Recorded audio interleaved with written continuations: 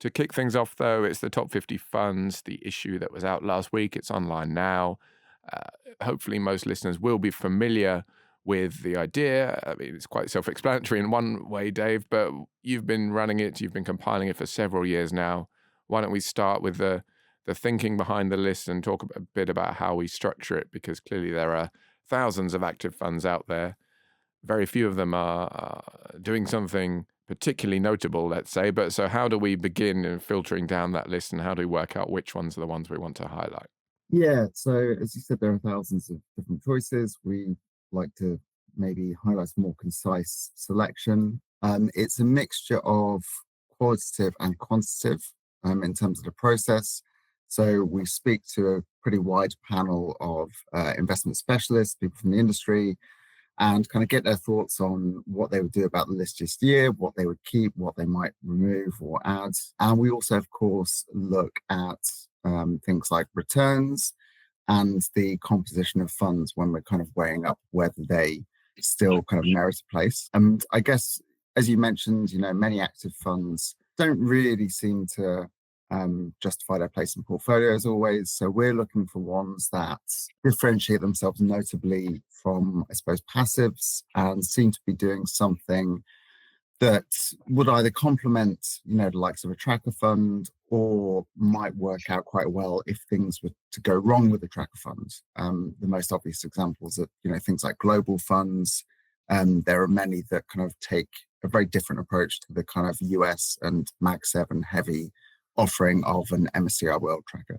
And what about the breakdown of the list? We group it into several categories, a lot of equity funds in there in particular, but can we talk a bit about that? Yeah, so as you say, there's lots of equity. There's, I think, 36 sort of dedicated equity funds in this year's list. But we try to break it down by, I suppose, the areas you might focus on and what you might want. So the biggest category is growth equity. That looks at equity funds across all sorts of, the main regions: US, Europe, UK, Japan, Asia, that kind of thing. And we have, a variety of different funds within those subcategories. But we also cover equity income, very popular area for many investors. Beyond that, we look at bonds and so-called wealth preservation funds for people who want to maybe protect their capital in times of market stress. And we also have a small section looking at so-called alternative assets. So, your private equity trusts, your infrastructure and property. And there have been a fair few changes this year. I know we always record how many changes there are, compare them year on year. There's been quite a lot of turnover this year. So can we talk about the reasons for that, first of all? Yeah, so last year was quite sedate. I think we only had 5, and now we're back up to 12, obviously much higher. 12 new funds, that is. Yeah, so 12 changes to the list. A lot of this has been prompted by performance issues, to be frank. So we've had some quite, I suppose, renowned funds in the list for a few years in areas like global equities, but performance has sort of not really stood out now for a relatively protracted period. And in areas like that, we just think there are some rivals that A, are performing better, and also B, just have quite a distinctive approach. So in cases like that, we've kind of switched out some names. We've also had a couple of, this sometimes happens, personnel changes. So investment teams have left, or important people on certain teams have left. And when that happens, if it is a very important individual, we do tend to remove a fund, and then we'll sort of, monitor, see if that fund gets back on track with the new team. Clearly, there's a balance to be struck here, isn't there, between compiling a list which stands the test of time. These are great funds, but at the same time, we recognize this is a moment in time at which we select these funds, so circumstances are going to change. But when you see things like performance starting to wither in some cases, how do we guard against the risk of performance chasing? I mean, clearly it's a big issue for all investors, trying to make sure they don't buy things right at the top and sell at the bottom and vice versa. But how do we think about that when we think about funds which maybe haven't done so well for a few years? We think is now the time to cut. Do we want to focus on something that's been doing a bit better? How do you take into account these considerations?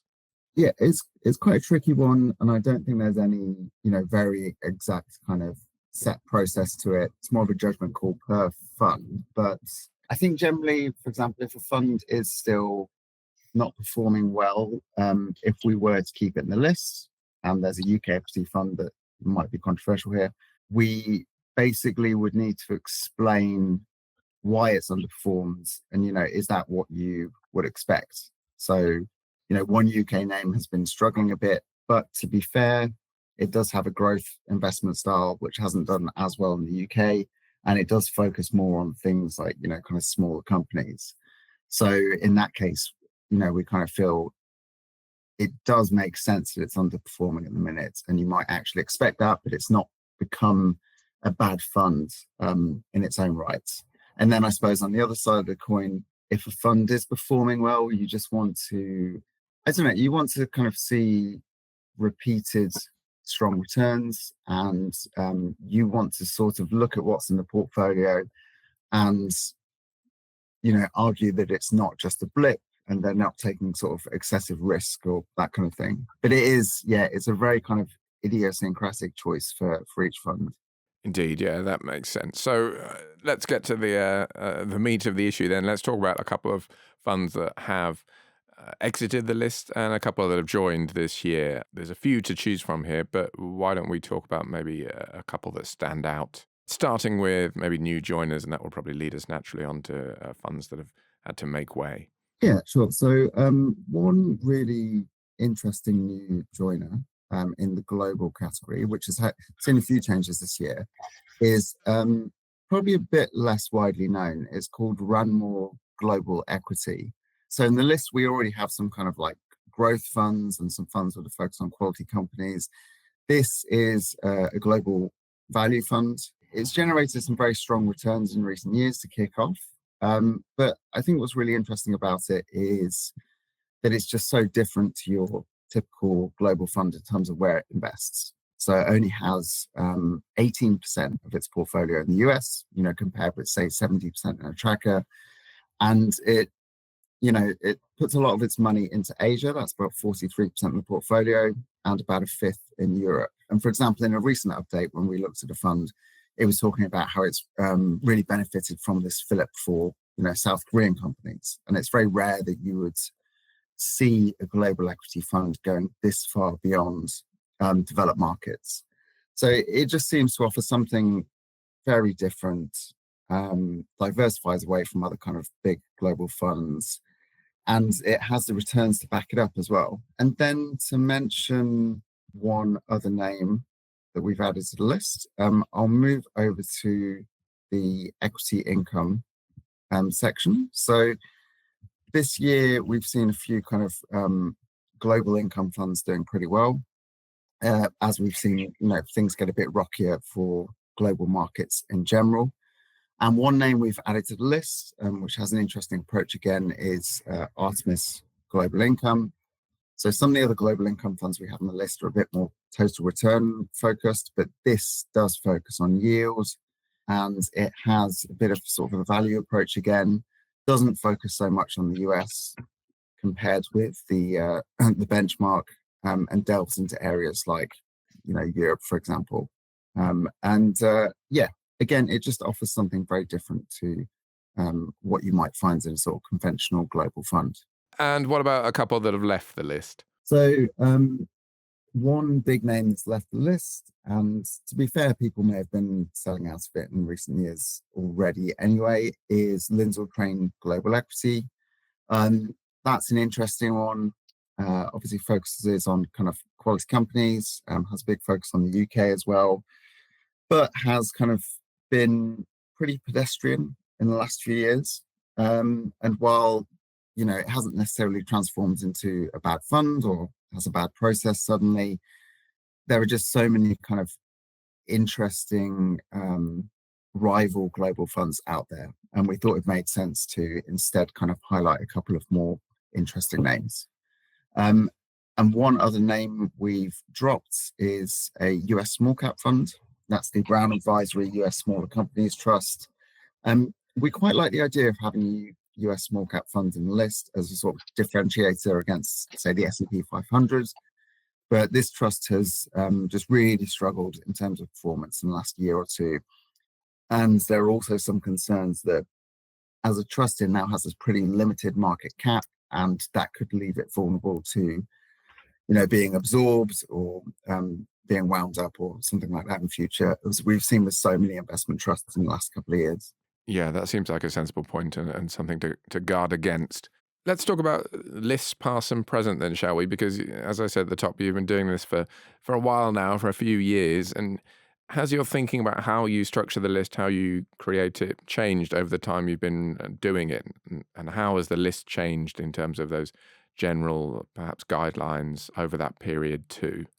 So I think the list has been relatively similar in terms of its structure and its composition in the few years I've been doing it. So it's tended to be pretty equity heavy, pretty growth heavy, with a bit of a nod towards opportunities in bonds and alternatives. And we did add a couple of bond funds, I think, a couple of years ago when yields were especially high and that asset class was looking more appealing. But I think the main thing is, in the last couple of years, I've just become much more cognizant of that need to basically balance out different investment styles within your categories. So, for example, if we look at, again, the global equity growth category, we try to have, some big growth names, but we also have some value and we have some quality. And I suppose, returning to your point about performance chasing, it's very easy to think that a fund is amazing and a fund is never going to sort of end its hot run because it's doing very well. But of course, a lot of this can be attributed to the waxing and waning of investment styles. So I think it's, very worthwhile to just kind of highlight those different funds that you could pair together if you wished. Yeah, that makes sense. The thing which we've spoken about in the past, which I've always wondered, well, not just about the list, but in general, is we have a couple of strategic bond funds on there, or we have historically, and I always wonder about the private investor appetite for those funds. I mean, I do think they're sensible choices, and it's worth having those funds on there. These funds, these bond funds that offer you all different types of debt, government debt, corporate debt, but sometimes it just strikes me that private investors just prefer to buy a government bond fund or gilts directly and be done with it. But anyway, if there are any listeners who like strategic bond funds, please let us know. And as I say, that is included in the list still, and there's a lot of interesting funds in there, whatever your preference for asset class. And that's online and was in print